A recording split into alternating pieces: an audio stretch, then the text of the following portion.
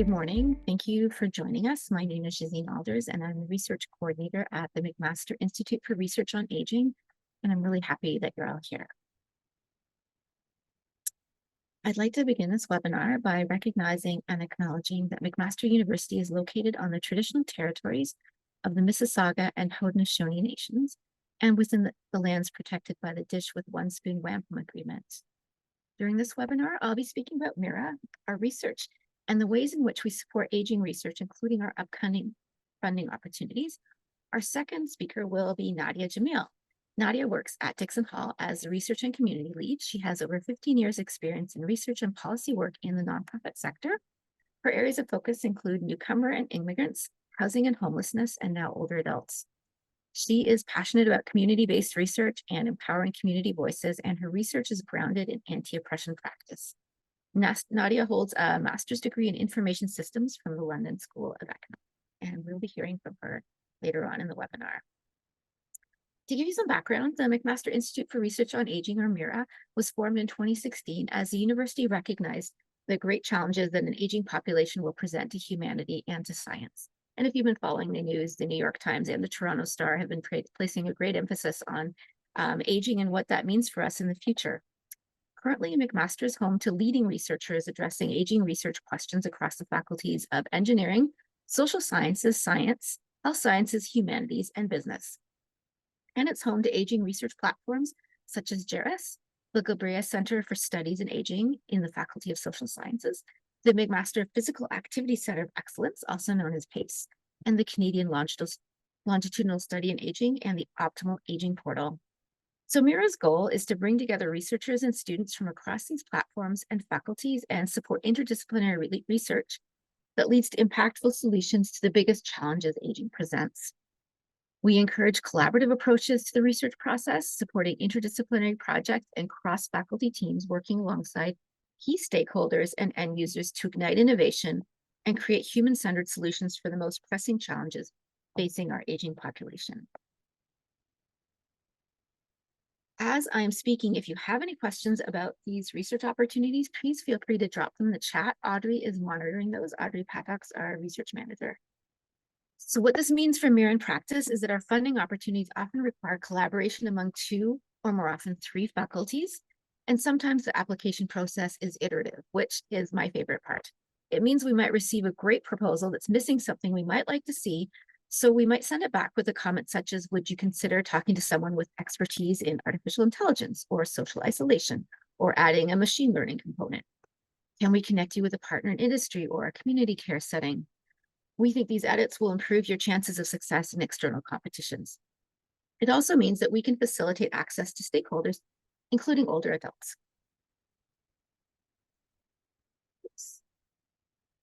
So this is our team at MIRA. If you have questions about funding or require assistance with forging collaborations across the university with international academic partners, care homes, industry, please reach out to either myself or research manager Audrey Paddock.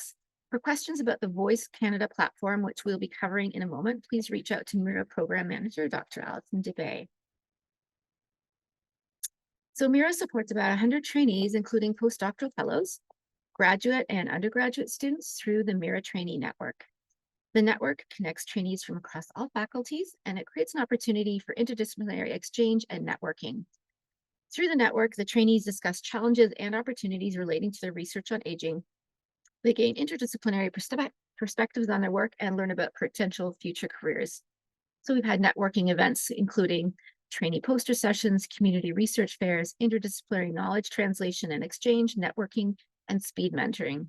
And this is a great opportunity for students to share what they're doing with other like-minded students and to receive feedback. Sometimes we need someone with a different perspective to give us a little bit of insight into what we're doing. Moving forward, for all funding opportunities, MIRA requires applicants to describe how they will use MIRA's Voice Canada platform to connect with the community and facilitate knowledge exchange. This is an exciting new platform, and it assists researchers to conduct meaningful community and public engagement. And it's a community of older adults, caregivers, and members of the public who contribute their lived experiences to help identify priorities and unmet needs. The voice approach means that community members are involved in all stages of the research cycle and valued in knowledge exchange. So researchers and trainees can post opportunities to participate in or inform research, create groups to connect around topic areas, and contribute news items and knowledge translation pieces. Interested applicants can reach out to MIRA's Alison Dubé for guidance on how to best use the Voice Canada platform in their applications. And this brings us to the exciting part, our funding opportunities for the coming year. I'd like to introduce you to the Canadian Longitudinal Study on Aging. It's a large national research platform on health and aging that follows over 51,000 men and women who are born between the ages of 45 and 85 at recruitment, and they're followed for 20 years. Through its large sample, detailed data collection, and longitudinal design, the CLSA enables research on the complex interplay among health determinants. So the CLSA provides free data access to qualifying graduate students, postdoctoral, and clinical fellows. And as MIRA members, you can apply to MIRA to have the CLSA data access fees waived. So for this and all other opportunities I'm presenting today, please see the MIRA website for additional details. The MIRA Undergraduate Summer Research Fellowship, or USRF, was designed to support undergraduate students interested in pursuing a summer job in aging research at McMaster. The application deadline is April 4th, 2024, and the fellowship is open to students in all faculties. There are up to 6 awards of $2,000 available. So MIRA contributes towards the salary for an undergraduate student participating in a work research opportunity, and the supervisor must fund the remaining costs of the fellowship. To apply for this opportunity, we encourage you to connect with the McMaster MIRA supervisor to develop a proposal. And if possible, we also encourage you to apply for an NSERC Undergraduate Student Research Award. So these are the NSERC Undergraduate Student Research Award deadlines across faculties from last year. The new deadlines have not been posted yet, but I did speak with someone and they said that the posted deadlines will be in January and they will be very similar to last year's deadlines. So keep an eye out for those. To assist in connecting MIRA supervisors with undergraduate students, the Association for Undergraduate Research on Aging will be hosting a Meet Your Supervisor event on January 22nd, and it's open to all undergraduate students and MIRA faculty members looking to connect with a student interested in aging research. So we're going to hold this event in person and on campus. There will be light refreshments provided, and you can find more details about this event in our upcoming January MIRA newsletter, and the information will also be available on the MIRA website. The MIRA Graduate Student to Professional Development Award application provides up to $500 to graduate students to complete an online course at a different institution or to attend a training program or present at an academic conference. Our next deadline is March 15th. And this reward requires a one-to-one match of external contribution toward activity, and awards are tenable for up to 1 year after the application deadline. So keep this in mind as you consider presenting your work at upcoming conferences. The MIRA Graduate Scholarship Master's Scholarships are open to students beginning a new master's graduate degree in 2024, and PhD scholarships, which are open to students entering years 1 or 2. And the deadline for this application is January 22nd. These scholarships are awarded to applicants proposing interdisciplinary research on aging that seeks to involve and benefit end users and stakeholders. And this is a theme that you'll see repeated across all of MIRA's funding opportunities. This can include, but isn't limited to, older adults, caregivers, clinicians, healthcare practitioners, industry partners, policymakers and media, educators and learners, and academics in other disciplines. Research projects supported by these scholarships should aim to develop the capacity of future leaders in aging research and generate evidence that contributes to the well-being of older adults. To get an idea of past scholarship projects that have been funded, please visit the MIRA website. And I think that Audrey's dropped the link for that into the chat. All applicants will be considered for the MIRA Scholarship in Aging Research. MIRA has also partnered with several of McMaster's research centers and institutes to further expand our collective impact and to build capacity among McMaster trainees. So applications that focus on aging and the mandate of any of our co-funding partners may be considered for co-funded scholarships. So our 2024 partners are the Michael G. DeGroot Institute for Pain Research and Care, the Large Center for Mobility and Aging, the Michael G. DeGroot Institute for Infectious Disease Research, the McMaster Digital Transformation Research Center, the Smart Mobility for Aging Populations Group, and the Firestone Institute for Respiratory Health. So when you apply, check the boxes of all the co-funding partners that may be aligned with your project. Explore the research mandates of these partners and ensure that your proposal clearly describes why the co-funding partner might want to support your project. As always, if you have questions about your proposed project's alignment with our co-funding partners' mandates, please reach out to us. We can connect you with a representative who can provide additional guidance. We also have the MIRA External Grant Application Development Fund, and this has a rolling deadline.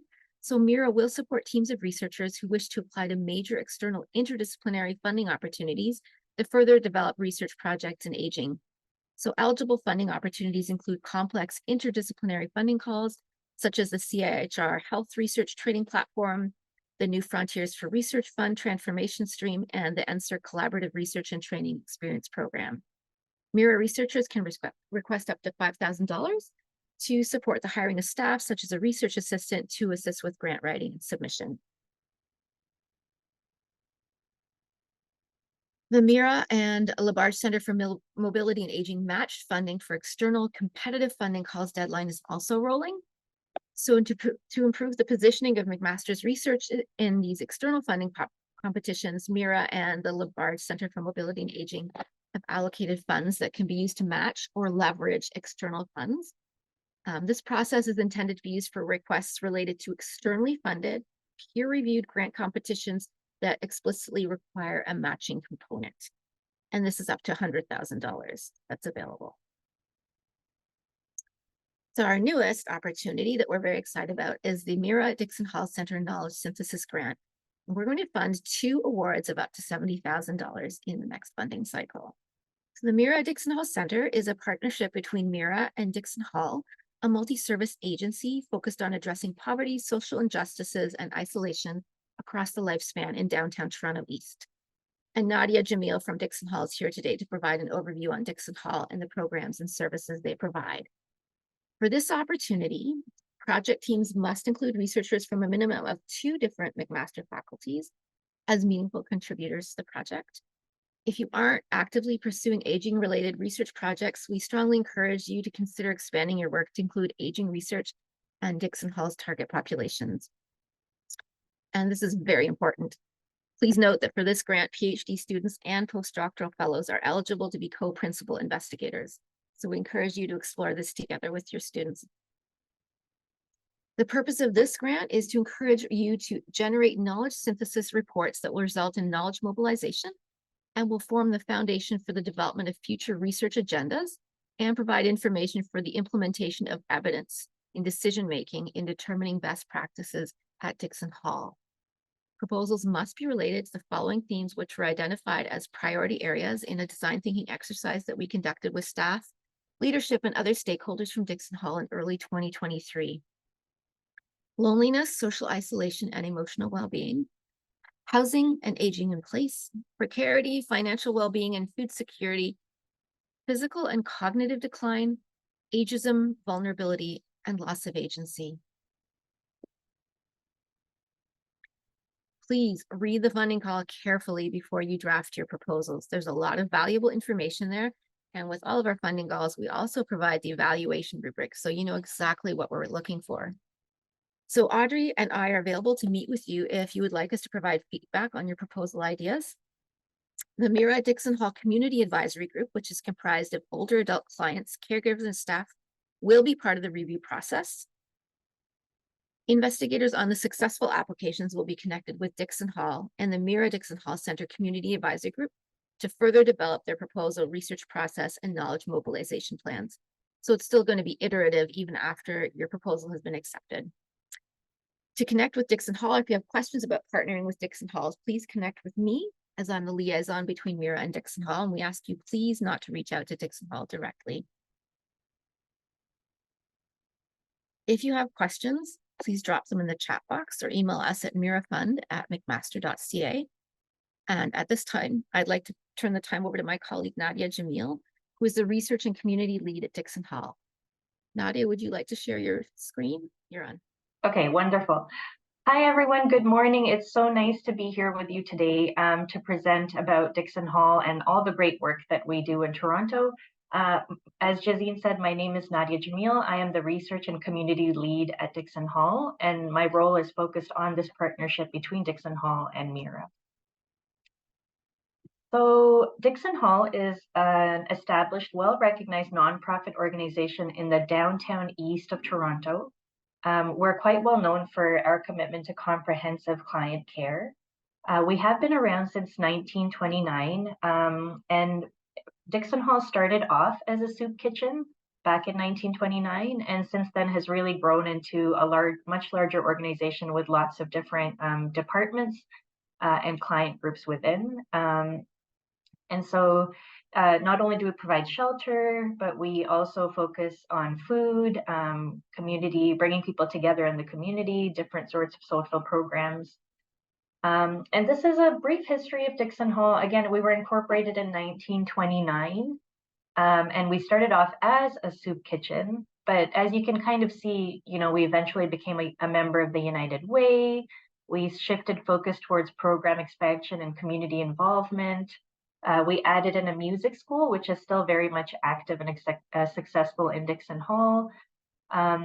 In 1999 and 2001, we took over two major shelters in Toronto, the Schoolhouse Shelter and Hayworth House. We started offering out of the cold programs in Toronto, which were overnight places to stay in the winter months only through faith-based institutions.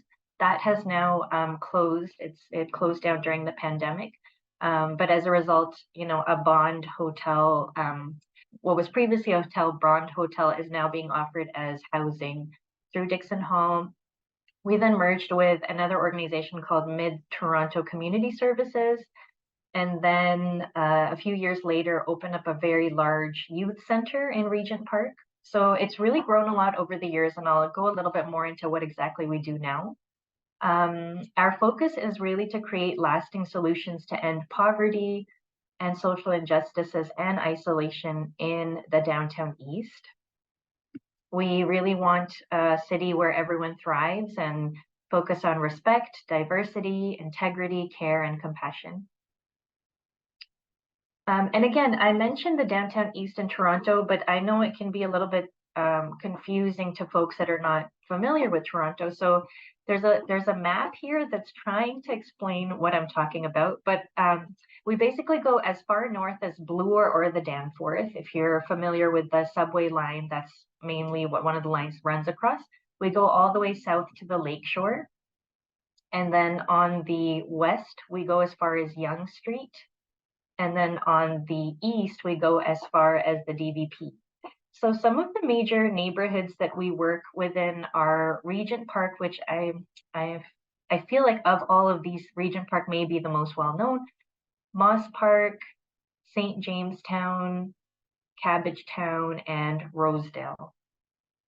And so I just wanted to pause because I wanted to speak a little bit about St. Jamestown as a really interesting neighborhood that we're involved in.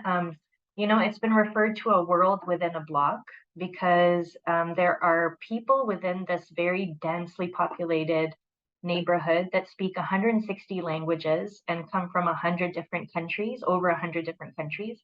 And so the diversity and the varying language needs and culturally relevant services that are needed in this to help residents thrive is really quite interesting. There's a lot of different organizations coming together, including Dixon Hall, to address those needs.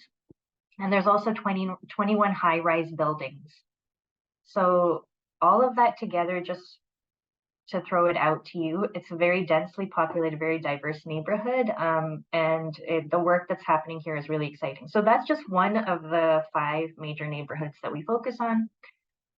In terms of our clients, we serve more than 10,000 people every year. And most of our clients are low income, high risk community members, whether it's at risk of falling into violence or losing their housing or not being able to live safely on their own anymore. There's so many different needs across the board, but essentially the major groups that we work with are at-risk youth, seniors, adults with physical disabilities, mental health challenges, people who need housing, individuals seeking employment, and newcomers and refugees that have recently come to Canada.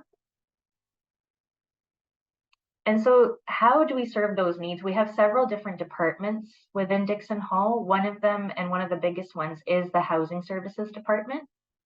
And so, as I mentioned before, not only do we run and manage several shelters in Toronto, including emergency shelters such as the Bond Hotel, but also provide housing supports and housing follow-up supports, food services, harm reduction, as well as there are rooming houses that Dixon Hall is involved in the neighborhoods that I mentioned. And so we're involved in providing supports to the rooming house residents. So that's sort of the Housing Services Department in a nutshell. Next major department that we're involved in is the Children and Youth Department. Our department serves over 600 children and youth every single year, and the ages span between 3 and 29. The programs are built with their voices in mind, and we're really focused on trying to develop future leaders in Toronto. Some of the programs offered include the BLOCK program, which is a national crime prevention program. There's an education community partnership program with Toronto District School Board. There is a mentoring for violence prevention program, youth at risk, and jumping around here, and several others. And the reason I'm going through the different departments is that there's possibility of us working cross-departmentally. So although, of course, MIRA is focused on aging and older adults, we can do a lot of work within departments within Dixon Hall, as you are at MIRA, hoping to do more interdisciplinary work. So this just gives you a sense of what else is happening beyond seniors. Neighborhood services, this is, a little bit of an umbrella term for settlement services. So lots of supports for newcomers and refugees, as well as income tax clinics that are available. This might be our smallest department.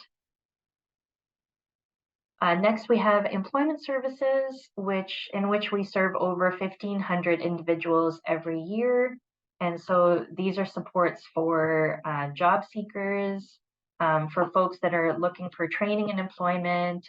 We also work with employers. Again, it would be interesting to see how we could work together here. The next major department is the music school. As I mentioned before, this is a very exciting place where youth come between 4 and 22 years of age, many of whom are facing socioeconomic barriers and are able to learn different music such as piano, vocal, creating music in groups. And we recently had a Music for Life fundraiser at Dixon Hall, in which some of the students were able to perform for a fundraiser for Dixon Hall. And then, of course, probably of most interest is the Senior Services Department. And so essentially what we're hoping to do is, there are many seniors within our area that are living on their own in apartments and wanting to stay there as long as possible. So of course, we're hoping to support aging in place as long as is practically possible. And so we provide an array of programs and services, including those with disability or illnesses that continue to help them live at home as long as possible. And some of the ways that we do that, I apologize if the text is quite small here, but I can verbally go over what this is. So we essentially 17 specialized programs are offered through senior services at Dixon Hall, and annually we serve 2,100 clients every year from diverse backgrounds. And so one of our most active programs is actually Meals on Wheels, in which we deliver nutritious foods, whether it's fresh or frozen, that is delivered through our amazing volunteer team directly to the resident's door. We offer several day programs, which are social opportunities for seniors with dementia and or frail older adults. This can include, fresh meals, arts and crafts, some sort of fitness activity, and of course, social opportunity with the staff and other clients. We offer respite care, which is one-on-one support and in-home assistance, which can be focused on personal care needs, meal preparation, and other activities. And of course, caregivers are a really big part of this. So Dixon Hall also provides relief services for caregivers and tries to think about ways we can support them as they are supporting the older adult in their lives. We also have a telephone reassurance services where we make calls to those that are isolated or at risk for regular check-ins. We have a very successful community transportation program, which helps folks not only go to medical appointments, rehabilitation and therapy appointments, but also trips like shopping, social outings, and also to attend community programs at Dixon Hall. So we bridge that gap by providing the transportation. We also have assisted living for seniors, which is a 24/7 program supporting seniors in their homes with personal care needs and homemaking needs. So we work a lot with personal support workers that go into buildings and are able to offer these services. We also offer senior active living programs, which essentially those seniors that are a little bit more active and able to get around come and attend recreational programs. This can really be anything. It can be about aromatherapy or tie-dye, how to do tie-dye shirt projects. It can be learning to cook a very specific meal or do a very specific pole walking exercise together. And it varies a lot, but essentially it's, being able to go somewhere social and safe and just have a good time together. And the last part of our package is the case management, in which there are practical assistance offered, whether it's counseling or advocacy, translation, and housing related supports that are offered to those needing more one-on-one supports. So Jazine mentioned earlier that we had a town hall earlier in March that was focused on engaging Dixon Hall staff. And we wanted to hear from staff, and we used design thinking that Audrey was able to facilitate for us and capture what are some of the major themes and challenges and gaps that are seen from some of these staff. And there were a lot of post-its, and some of the themes, as Jazine outlined. The first one on the left here in the green, you'll see is loneliness, social isolation, and emotional well-being. So I'll just name the top three again: housing and aging in place, and then precarity, financial well-being, and food security. These are the top three that were identified. And so we're really hoping that we're able to offer more to clients in terms of solutions or relief around those pieces. So yes, I mean, some of the other things we really tried to, blue sky thinking, think out, if we had all the money in the world, what would we like to offer? So some of them wanted go along service, escorting service, more escorting services to appointments, groceries, multi-generation cooking together, teaching about culture and traditions, mobile service and care clinic. There's a lot of health needs, of course, that keep surfacing that we keep hearing about that are unmet. And then a senior and youth co-housing program. There were a lot of great ideas, and some of these are touching on several different needs that were identified. And if you think about the social determinants of health, one of the exciting things about Dixon Hall and its several departments is that we are able to work together and think about some of those social determinants at the same time if we're able to devise creative projects like that. So I'm really excited to be presenting to you and see what comes through as a result. And then, the last slide was, again, the focus on the major challenges that were identified that older adults face, which I just named again. So social isolation, housing, and general precarity. So I will leave it at that. This is our contact information, but let's just go back to this slide because it's best that you contact us through MIRA. And of course, I'm here and I'll be around later too if you have any questions in terms of going through Jazine. Thank you, everybody. Are we able to take questions now? Yes, we have lots of time for questions. Okay. please raise your hand or drop a question in the chat box and we will try and answer as best we can. And if we can't, we will get back to you with that answer. Hi, I have a question if that's okay. Please. Okay. Hello, my name is Allison Williams. I'm not showing my camera today because I'm unfortunately ill and in my pajamas. Unfortunately down with COVID, but I'm on the other end of it, thankfully. So thank you very much, Nadia, for that really comprehensive presentation. It was really great to hear about the amazing job that Dixon Hall is doing.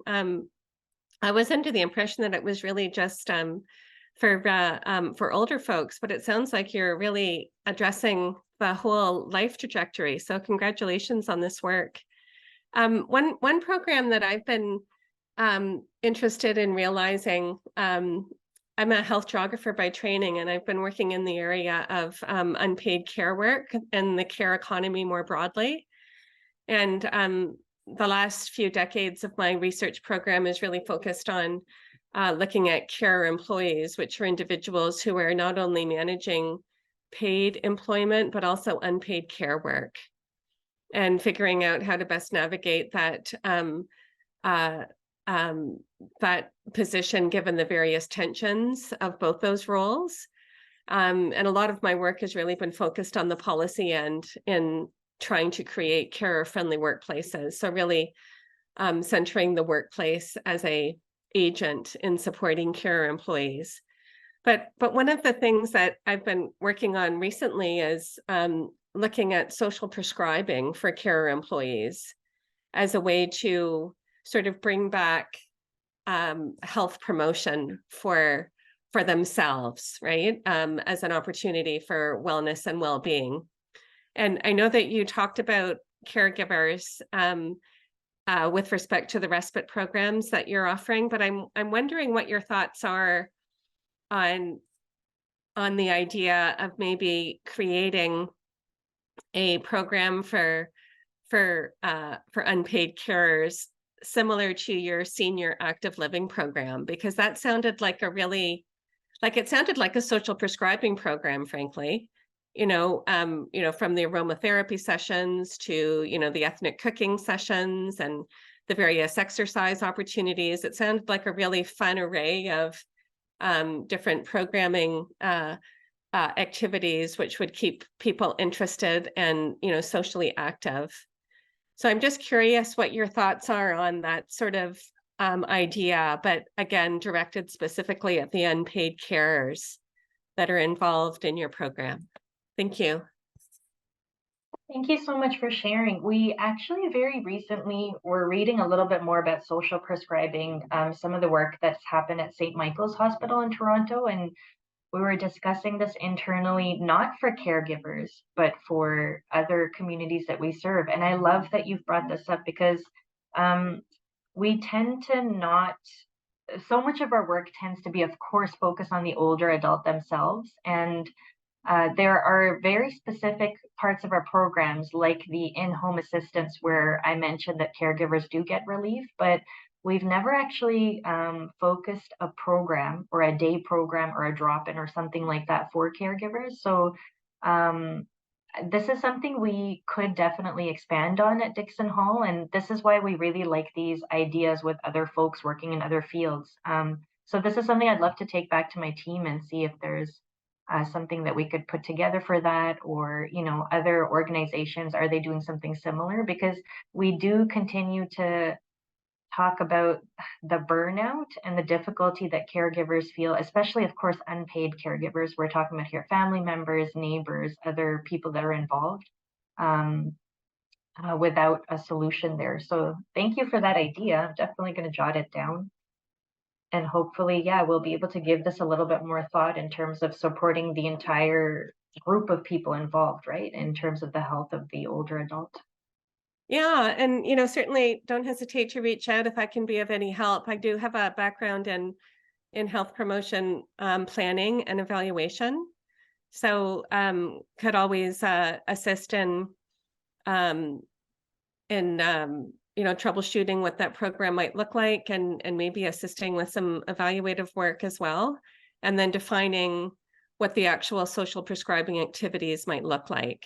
Because I think that's really the challenge, right? Given that your population is going to be quite varied with respect to English competency, for example, or even social confidence, right? So recognizing that social prescription might need to look a very, very particular way in order for it to be successful. And have you worked with diverse populations in terms of this idea, what social prescribing looks like across varying needs, cultural, language needs?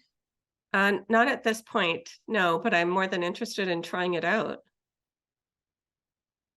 Yeah, I've really worked primarily with the unpaid carers themselves. I've done quite a bit of work in the area of transnational care.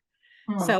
So working with new immigrant communities, and specifically the care employees who are managing paid employment, often in precarious situations, while also caring for family members, not only here in Canada, but back in their home country. Mhm. So, really having a multiplicity of stresses and strains Mhm. in trying to manage that unpaid care work while again juggling paid employment here in Canada. Mhm. So yeah, that's really been the primary population related to what's being proposed here around the unpaid carers that you serve. But I expect that there's probably a lot of similarity with respect to that transnational care employee population that I've worked with. Mhm. Hmm. Well, thank you for flagging this. Yeah, it's a great idea. Jazine, do you have any suggestions on, when people are interested in this way, what the next steps would be? Oh, you're on mute. Yes.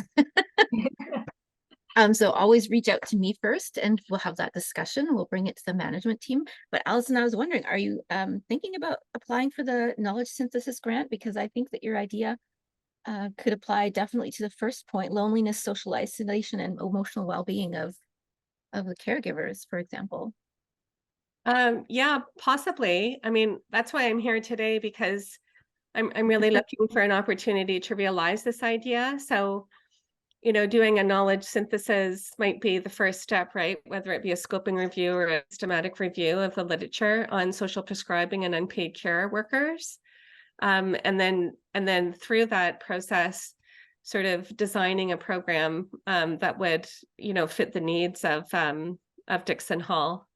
So it's Absolutely. really exciting to know that Nadia is interested in exploring this further, but if she's able to pull back the reins and allow us to do that systematic review first, we might be able to have a much more, um, logical and thoughtful approach to designing a program Mhm. if we are to look at that larger literature first. Yeah, we are enthusiastic about a lot of things. It's the money that's that's lacking. Anthea noted in the chat, I was a PI on a program for care partners of people living with dementia in the UK, where we worked with the mainstream population and the 3 other main minority groups in Greater Manchester. Happy to share any potential learnings for Dixon Hall. That would be wonderful, Anthea. We'll connect about that. Paula, you have your hand up. Hi, yeah, thanks. Thanks, Nadia. I had the chance to be at Dixon Hall. Our MAC-M3 program has had a postdoc embedded there and got to talk with your director, and it's just such good work. So I just want to recognize the amount of labor and time and energy there. It's a fabulous space. Just a quick question, and I think this is probably for Dixon Hall and for MIRA. As we think about this funding application, how is there extra funds to support staff members for time that might be required to work with us as we bring our projects to Dixon Hall?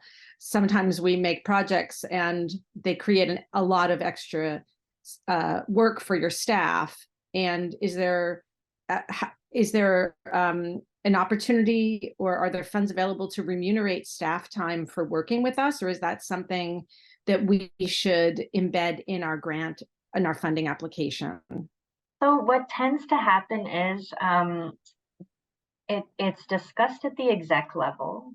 And then I think through that, we have a sense of timing, so staff availability, we tend to stagger projects so that, of course, we don't have like 4 on the go and then we have like a quiet 3 months after that. So we try to think of timing in terms of that, in terms of our resources. Within Dixon Hall, we do have 2 staff, myself and another staff, Olga, who focuses on MIRA Dixon Hall work. What often ends up happening is sometimes it aligns, depending on what the program is. We did a Nordic pole walking program that aligned quite well with the, the seniors active living center work that they were doing in terms of offering recreational programming. So it just worked seamlessly. There was a staff available. It was, a mobility exercise focused program. So it worked quite well, but it depends, I think, on the project. Is it something that fits in as naturally as that did, or is it something new? And then I think there's discussions that take place in terms of funding availability. So it's very project specific. It's hard to answer that unless I know what it is. And I don't know, Jazine, if you have anything to add on from the MIRA side. Thanks, Nadia. I think some of these things will have to be decided on a case-by-case basis. So definitely come and have a discussion with myself and the point person between MIRA and Dixon Hall. And I also share everything with Marla Beauchamp, the Associate Scientific Director. So yeah, we're always open to ideas and being creative if we can make something happen. Right. So we could propose a project and then there could be a back channel kind of conversation to make sure that we're not sort of creating undue unremunerated labor for Dixon Hall that's going to stress them more than help them. Absolutely. And Yeah. part of my job and I work very closely with Nadia is making sure that Dixon Hall is not overwhelmed, that we time these projects that are happening so Right. that there's not too much overlap. Sometimes you may be just recruiting participants and it won't be extra work for the staff, for example. Right. Great. Thanks so much. Do you have any other questions? Liz has her hand up, her physical hand. Oh, go ahead, Liz. Hi, thanks. Sorry. Sorry, like Allison, I'm struggling with whatever cold or flu is going around. But anyway, Nadia, can you talk?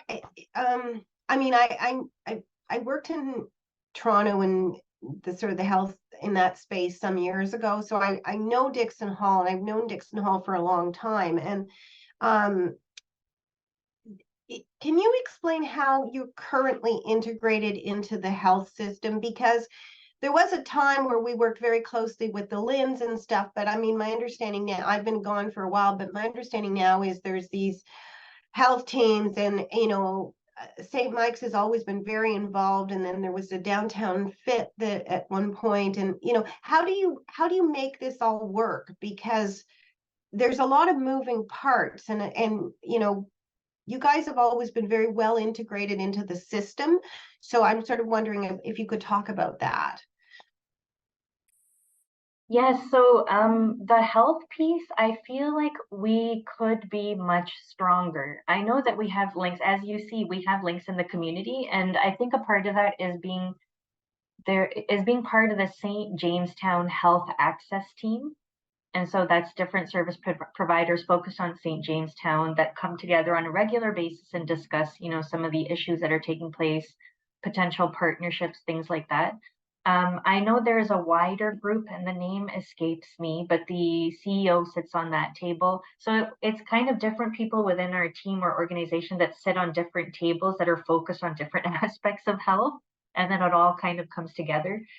In terms of frontline staff, they have strong links with, say, Regent Park Community Health Center. So they bring in diabetes support for their day programs. And there's a foot clinic that is offered. So there's so many different pieces. And I think it just stems from us sitting on the right tables in Toronto. Very specifics in terms of family health teams and pieces like that. I won't be able to speak to that, but it works in that way. And of course, Sherbourne Health Center is very close to us. It's walkable, and we work closely with the coroner that provide, different health services in St. Jamestown and actually lead some of these health access tables. So it's sort of a mishmash in terms of who our partners are across the area. But even for me internally, it's difficult to understand how it works because there's different people involved at different levels. So that's the best that I can explain it, and somehow it just comes together. Like housing, for example, has a whole other set of relationships in terms of providing actual primary care within the bond hotel, which has very complex cases.